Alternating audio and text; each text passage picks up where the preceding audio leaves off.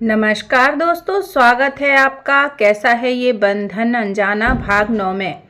कहानी को विस्तार से समझने के लिए कहानी के पिछले भागों को जरूर सुनें। अगर कहानी पसंद आए तो वीडियो को लाइक करें और अगर आप लोगों ने अभी तक हमारे चैनल को सब्सक्राइब नहीं किया है तो सब्सक्राइब जरूर करें। तो चलिए दोस्तों, कहानी शुरू करते हैं। जय श्री कृष्णा, राधे राधे। रात के 9 बज चुके थे। सारा खुराना मैंसन रोशनी से जगमगा रहा था। सारे मेहमान आ चुके थे। देव भी सब लोगों के बीच में मौजूद था। नंदिनी आज काफी सुंदर लग रही थी। देव की नजरें ना चाहते हुए भी घूम फिरकर नंदिनी की तरफ ही पहुंच रही थीं। सारे मेहमान आ चुके थे, मगर जो नया मेहमान आने वाला था वो अभी तक नहीं आया था और ना ही श्वेता और मोहित आए थे। देव, नंदिनी और प्रतिभा जी बार बार दरवाजे की तरफ ही देख रहे थे। प्रतिभा जी बार बार किसी को फोन लगाने की कोशिश कर रही थी। उनको देखकर ऐसा लग रहा था कि वो काफी टेंशन में है। उनको टेंशन में देखकर नंदिनी प्रतिभा जी के पास जाकर बोली, नंदिनी, क्या बात है चाची जी, आप परेशान क्यों लग रही हैं? आखिर कौन आने वाला है जो अभी तक नहीं आया? आप उनसे फोन करके पूछिए कि आखिर उन्हें इतनी देर कहाँ हो गई है। और श्वेता और मोहित भी अभी तक नहीं आ पाए हैं। आखिर माजरा क्या है? प्रतिभा जी चिंता जताते हुए कहती हैं, यही तो मैं सोच रही हूँ नंदिनी बेटा, अभी तक तो उन सबको आ जाना चाहिए था। काफी देर हो चुकी है। आखिर बात क्या है? कुछ समझ नहीं आ रहा। फोन भी लगाने की कोशिश कर रही हूँ मगर उनका फोन ही नहीं लग रहा। नंदिनी प्रतिभा जी को समझाते हुए बोली, कोई बात नहीं चाची जी, आप चिंता मत कीजिए। शायद उनकी गाड़ी लेट होगी, इस वजह से उन्हें आने में लेट हो गया। आखिर कौन आने वाला है? आपने मुझे अभी तक नहीं बताया। प्रतिभा जी, बस थोड़ी देर और बेटा, तुम्हें सब कुछ पता चल जाएगा कि कौन आने वाला है। प्रतिभा जी नंदिनी से बात करते हुए दरवाजे की तरफ ही निहार रही थी कि तभी उनके चेहरे पर खुशी की लहरें दिखाई देने लगीं। चाची जी को खुश देखकर नंदिनी भी पलटकर दरवाजे की तरफ देखती है तो सामने मोहित और श्वेता और साथ में एक बुजुर्ग महिला उन दोनों के बीच में दरवाजे पर खड़ी हुई थी। प्रतिभा जी भागते हुए दरवाजे की तरफ जाती हैं और उन बुजुर्ग महिला के चरण स्पर्श करते हुए उनसे कहती हैं, मौसी जी, आपको आने में इतनी देर कैसे हो गई? मेरा तो दिल बहुत घबरा रहा था। आखिर बात क्या है जो आप अभी तक नहीं आ पाई? और बार बार ट्राई करने पर भी आपका फोन नहीं लग रहा था। मौसी जी, अरे बहुरिया, क्या बताएं, जैसे ही हम बस से उतरकर खड़े हुए वैसे ही एक चोर हमरे बटुए को लेकर भाग गया। हम तो गिरने ही वाले थे कि ऐन मौके पर मोहित ने हमें संभाल लिया और भागकर उस चोर को दबोचकर हमारा बटुआ वापस ला दिया। हम तो मोहित को पहचानते ही नहीं थे। फिर श्वेता ने हमें मोहित के बारे में सब बताया। सच में बड़ा होनहार बच्चा है। पहले तो हमें श्वेता पर बहुत गुस्सा आ रहा था कि उसने जो कुछ भी किया वो अच्छा नहीं किया, मगर मोहित से मिलने के बाद हमें ये एहसास हो गया है कि हमारी श्वेता के लिए मोहित से अच्छा लड़का कोई और हो ही नहीं सकता था। प्रतिभा जी मोहित के गाल पर हाथ रखकर बोली, मोहित, बहुत बहुत धन्यवाद जो तुम सही समय पर वहां पहुंच गए और मौसी जी की मदद की। सदा खुश रहो मेरे बच्चे, तुम दोनों हमेशा खुश रहो। भगवान तुम्हारी जोड़ी सदा सलामत रखे। मोहित, चाची जी, शुक्रिया अदा करके मुझे आप शर्मिंदा कर रही हैं। ये तो मेरा फर्ज था, मैंने बस अपना फर्ज अदा किया है। नंदिनी मौसी दादी के चरण स्पर्श करके उनका हाथ पकड़कर बोली, चलिए मौसी दादी, अंदर आइए। और मौसी दादी को अंदर लेकर आती है। देव खुराना भी मौसी दादी के चरण को छूकर उनका आशीर्वाद लेता है। मौसी दादी नंदिनी और देव को गले लगा लेती हैं और ढेर सारा आशीर्वाद देती हैं। जुग जुग जियो मेरे बच्चों, दूधो नहाओ पूतो फलो। हमारे देव लल्ला की इतनी सुंदर बहुरिया देखकर हमारा तो मन प्रफुल्लित होगा बा। फिर देव के कान मरोड़ते हुए कहती हैं, क्यों रे, इतनी अच्छी बहुरिया पाई है और हमसे छुप रहा है? चलो जल्दी से दोनों मिलकर हमारा एक साथ आशीर्वाद लो। मौसी दादी की बात सुनकर देव और नंदिनी एक साथ उनका आशीर्वाद लेते हैं। मौसी दादी दोनों के सर पर अपना हाथ रखकर ढेर सारा आशीर्वाद देती हैं। मौसी दादी इस घर की बुजुर्ग थीं और सारे घर वाले मौसी दादी का बहुत आदर और सम्मान करते थे। तीर्थ यात्रा पर जाने की वजह से मौसी दादी काफी समय बाद घर वापस लौटी थी। मौसी दादी, अब आप लोग सोच रहे होंगे कि आखिर मौसी दादी कौन है, तो आइए इनका आप लोगों से परिचय करवाते हैं। मौसी दादी यानी कि कौशल्या देवी, देव के दादाजी की पहली पत्नी। जब उनके कोई संतान नहीं हुई तो कौशल्या देवी ने अपने पति यानी कि देव के दादाजी की दूसरी शादी अपनी ही बहन से करवा दी। उन्होंने 3 बेटों को जन्म दिया। कौशल्या देवी बहुत खुश थी। उनका परिवार जो पूरा हो गया था, लेकिन शायद उनकी किस्मत को खुशियां रास नहीं आई थीं और दोनों एक सड़क हादसे में भगवान को प्यारे हो गए। तब से लेकर अब तक कौशल्या देवी ने ही अपने परिवार को संभाला हुआ था। कौशल्या देवी का सभी बहुत सम्मान करते थे। देव की भी उनकी आगे बोलती बंद हो जाती थी। मौसी दादी को नंदिनी के बारे में सब कुछ पहले से ही पता चल गया था, क्योंकि प्रतिभा जी ने उन्हें सब कुछ पहले ही बता दिया था कि देव ने कैसे श्वेता की खातिर नंदिनी से धोखे से शादी करके उसकी जिंदगी बर्बाद कर दी है और अब वो शादी जैसे पवित्र रिश्ते को निभाने से मना कर रहा है। दोनों का 1 साल बाद तलाक हो जाएगा और दोनों अलग हो जाएंगे। आज श्वेता अपने घर आकर काफी खुश थी, मगर देव के पास आने की उसकी हिम्मत नहीं हो रही थी। देव भी श्वेता को अपने गले लगाना चाहता था, मगर वो उससे दूर खड़ा था। नंदिनी और मोहित दोनों एक दूसरे को गले लगाते हैं और एक दूसरे का हाल पूछते हैं। यह देखकर श्वेता हिम्मत करके अपने भाई देव के पास जाती है। देव श्वेता को देखकर दूसरी तरफ मुंह घुमाकर खड़ा हो जाता है। श्वेता धीरे से देव के कंधे पर हाथ रखकर बोली, श्वेता भाई अभी तक मुझसे नाराज हो? श्वेता की बात सुनकर देव अपने कंधे से उसका हाथ हटाते हुए बोला, देव मैं तुमसे नाराज होने वाला भला कौन होता हूँ? श्वेता, मैं आपकी तकलीफ समझती हूँ भाई। मगर श्वेता आगे कुछ कहती उससे पहले ही देव श्वेता की बात को काट के बोला, तकलीफ? रियली? तुम अगर मेरी तकलीफ समझती तो कभी भी मुझे इतना दर्द नहीं देती। इतना कहते ही देव की आंखें नम हो गईं और वो अपना चेहरा दूसरी तरफ कर लेता है। श्वेता देव के दर्द को अच्छे से समझ पा रही थी। वो देव के सामने जाकर कहती है, भाई मुझे माफ़ कर दो, मैं तो आपसे माफ़ी मांगने की लायक भी नहीं हूँ। आपने मुझे अपने बच्चे की तरह संभाला, मेरी खुशी के लिए वो सब कुछ किया जिसके लिए आपका दिल कभी तैयार नहीं था। भैया मैं अच्छे से जानती हूँ कि आप किसी लड़की की ज़िंदगी बर्बाद करने के बारे में कभी नहीं सोचते, लेकिन मेरी खुशी की खातिर आपने नंदिनी से धोखे से शादी की। मैं अच्छी तरह जानती हूँ भाई कि आपको इस बात का बहुत मलाल है, लेकिन भाई मैं क्या करती। मैं मोहित से इतना प्यार करने लगी थी कि उसके बिना जीना मुश्किल हो गया था।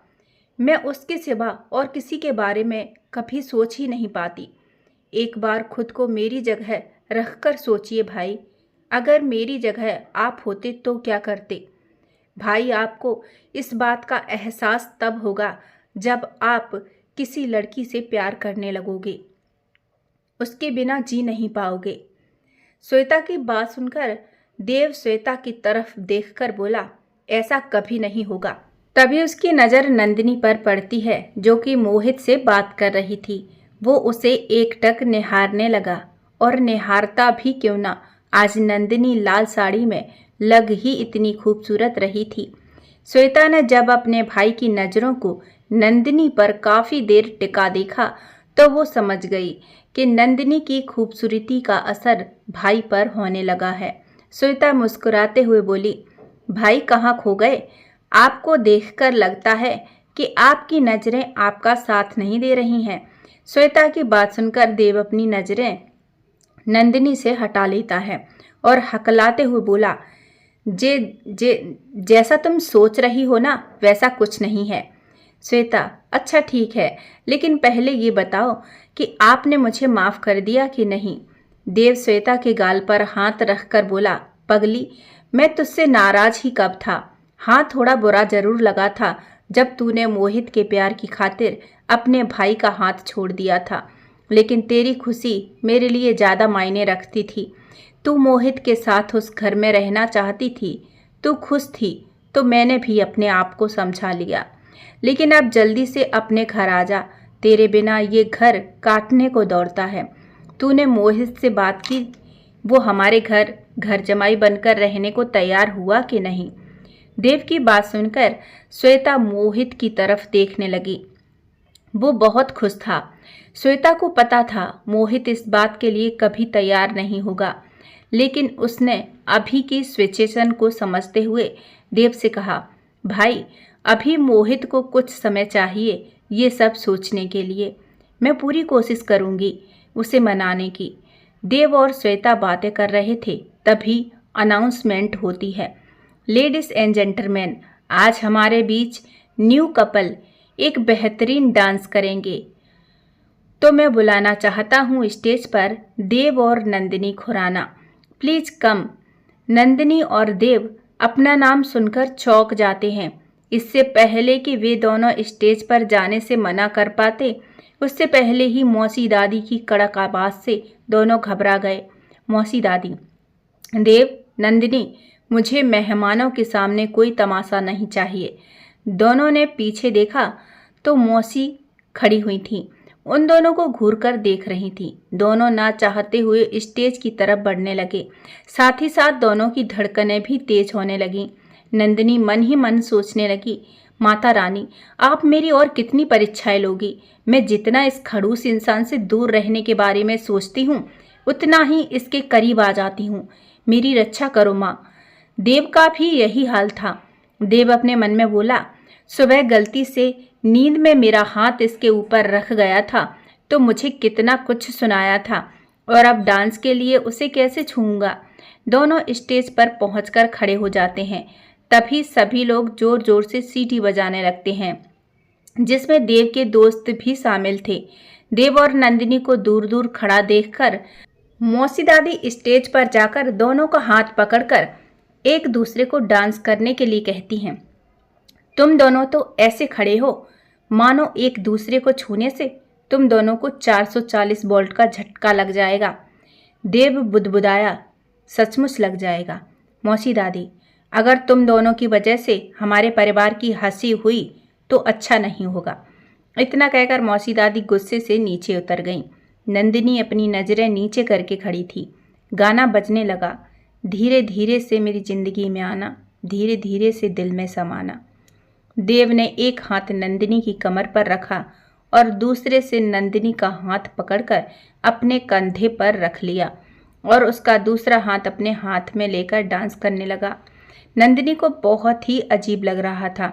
उसे देव का इस तरह छूना अच्छा नहीं लग रहा था, मगर उसे ये करना ही पड़ेगा, ये भी उसे पता था। देव और नंदिनी डांस करने लगते हैं।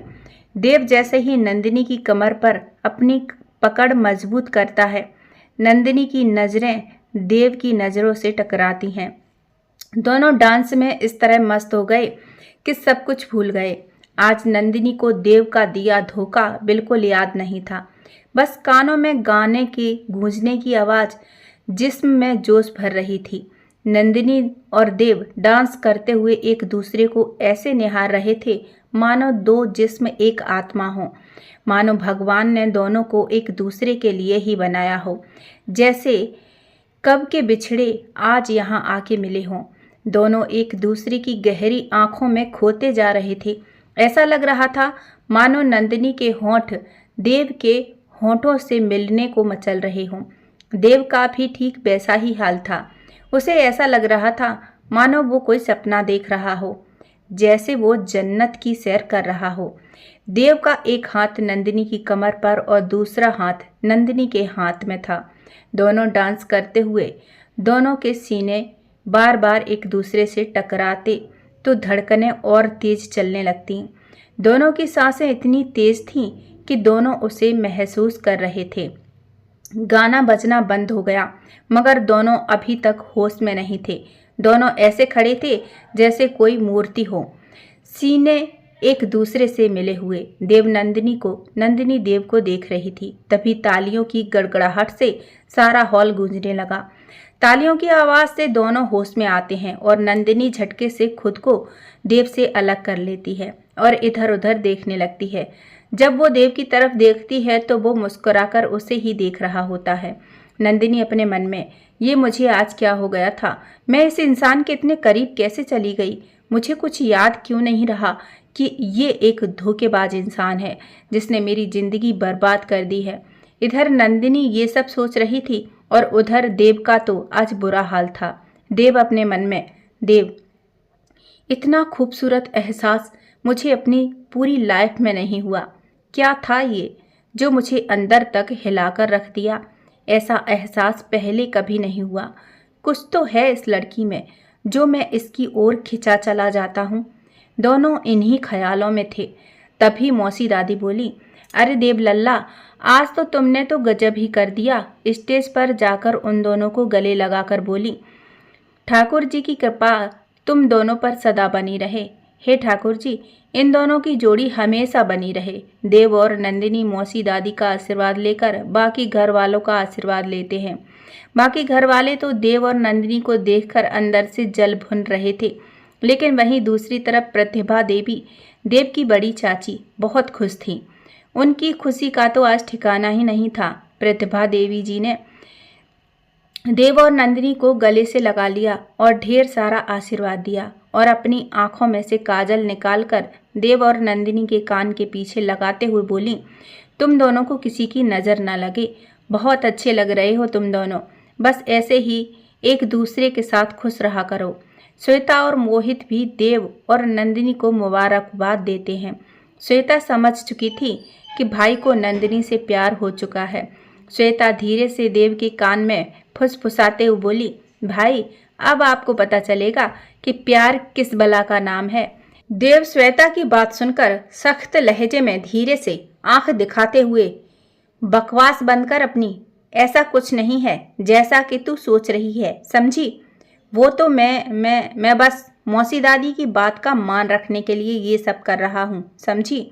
श्वेता, ओ आई सी, ये बात है। चलो कोई बात नहीं।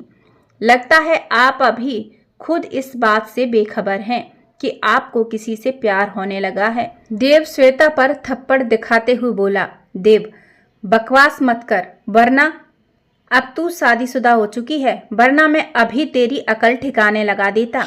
श्वेता मुस्कुराते हुए अपने दोनों कान पकड़ते हुए बोली, सॉरी भाई, मगर मैं मजाक नहीं कर रही हूँ। जिस दिन आपको इस बात का एहसास होगा कि आपको भी प्यार हो गया है, उस दिन आपको मेरी बात याद आएगी। सब एक दूसरे से हंसी मजाक कर रहे थे। सारे मेहमान खाना खा चुके थे और एक एक करके अपने घर के लिए रवाना होने लगे थे। सारे मेहमान जा चुके थे तो मोहित भी नंदिनी के पास आकर कहता है, अच्छा दीदी, काफ़ी रात हो गई है, अब हमें भी अपने घर के लिए निकलना चाहिए। नंदिनी, ठीक है मोहित, आराम से जाना और पहुंचकर मुझे कॉल ज़रूर कर देना। ठीक है दीदी। फिर मोहित देव के नज़दीक जाकर बोला, अच्छा देव सर, हम अब चलते हैं। कल दीदी की भी पग फेरे की रस्म है, अगर हो सके तो उन्हें हमारे घर अपने साथ लेकर आइएगा, घर वालों को भी अच्छा लगेगा। मोहित की बात सुनकर देव मौसी दादी की तरफ देखा तो मौसी दादी हाँ में सिर हिलाती हैं। उन्हें देखकर देव भी अपना सर हाँ में हिला देता है। श्वेता सबसे मिलकर मोहित के साथ अपनी ससुराल के लिए रवाना हो गई। सब लोग अपने अपने कमरों में सोने के लिए चले गए।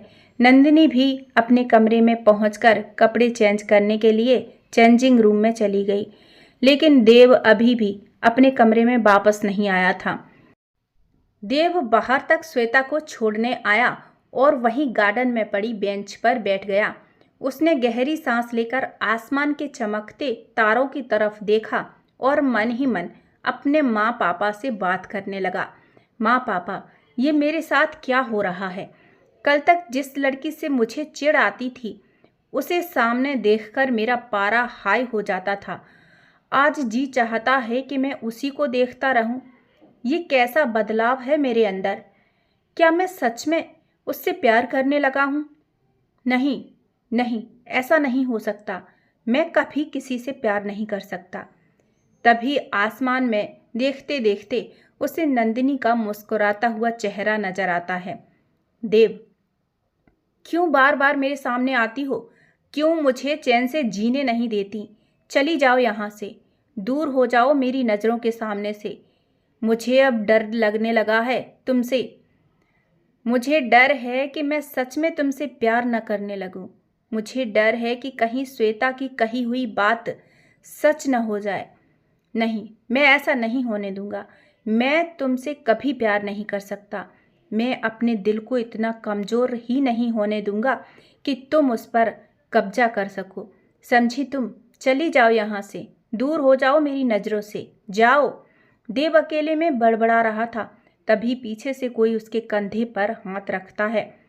वो पीछे पलटकर देखता है और चौंक कर खड़ा हो जाता है। आखिर सामने मौसी दादी जो खड़ी थी, जिसके सामने देव की बोलती बंद हो जाती थी। देव हकलाते हुए बोला, दादी माँ आप? कौशल्या देवी, क्या बात है लल्ला, तू अभी तक यहीं बैठा है और ये तू अकेले में क्या बड़बड़ा रहा है? किससे बातें कर रहा है? कौशल्या देवी की बात सुनकर देव आसमान की तरफ देखते हुए बोला, देव, वो दादी माँ नंद।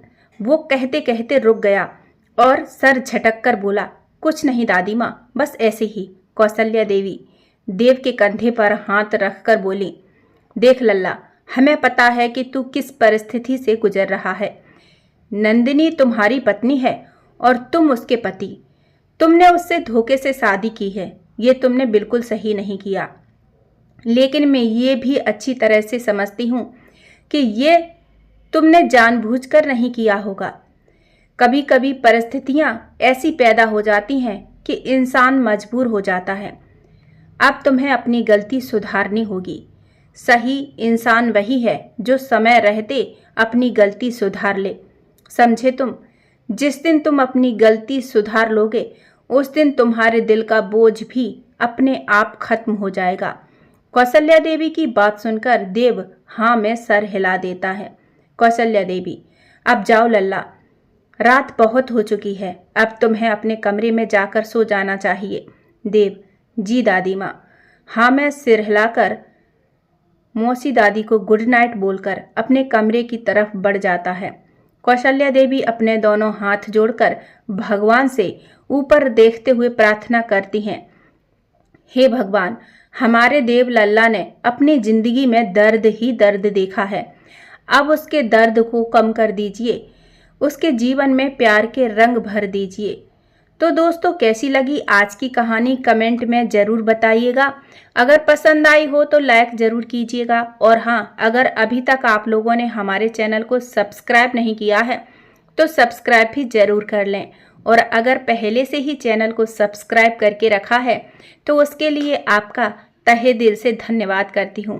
तो दोस्तों, मिलते हैं कहानी के अगले एपिसोड में। तब तक के लिए जय श्री कृष्णा, राधे राधे।